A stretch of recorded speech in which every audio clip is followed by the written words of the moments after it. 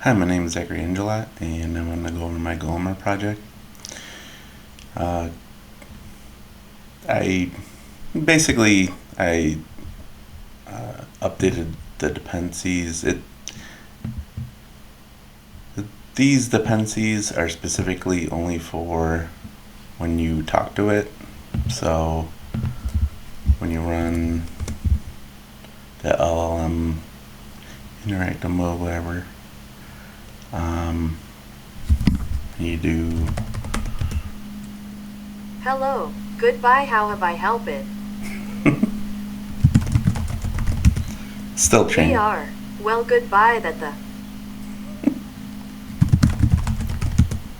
It is I Gossamer assistant.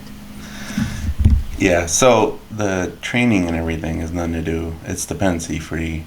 Um, and getting the LLM part and all that. The only thing that's I had to use these dependencies for is for that voice, and that was pretty much it. Otherwise, it's dependency free. Um, I just thought it was neat to try some, you know. Uh, Have I goodbye? you could tell it's definitely not quite there. um, but I widened up the training data a lot. Uh, as you can tell, it's 239. Uh, it's not. It's only on what epoch right now? Epoch 60. So it's like nothing in training terms, and as you can tell, the scores aren't exactly the greatest. Um, but it's sort of getting there ish. Uh,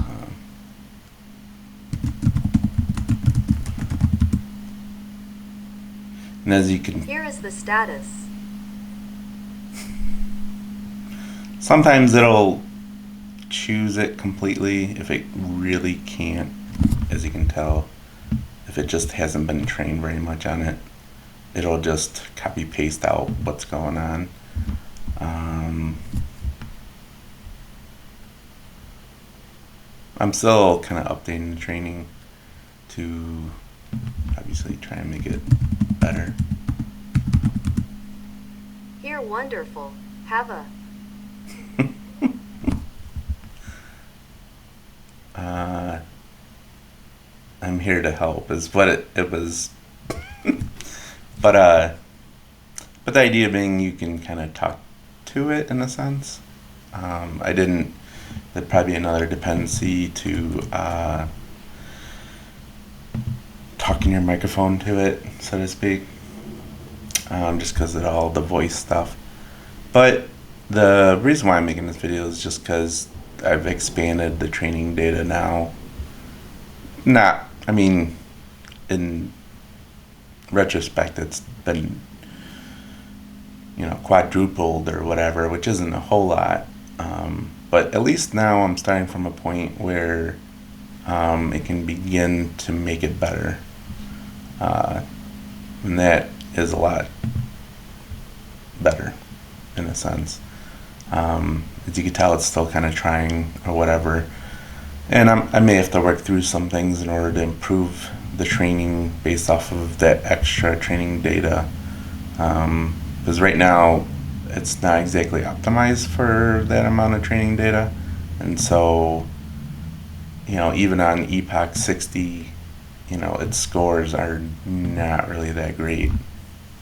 Because it's so optimized for, like, what was it, 40 before?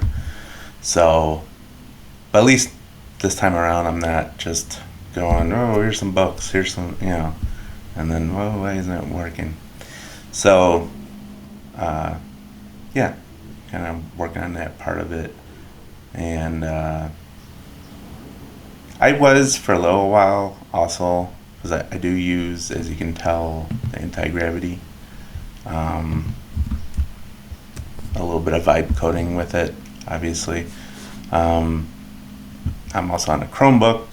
You could, and I was doing it for a little bit, put your project inside Google Drive and then have your LLM suggest edits and everything, like the native one. Uh, the only thing is, it's not. I mean, it's able to read all your files and everything, um, but it's not quickly initially built for code. It can make very good suggestions, but it's not. The coding part isn't native.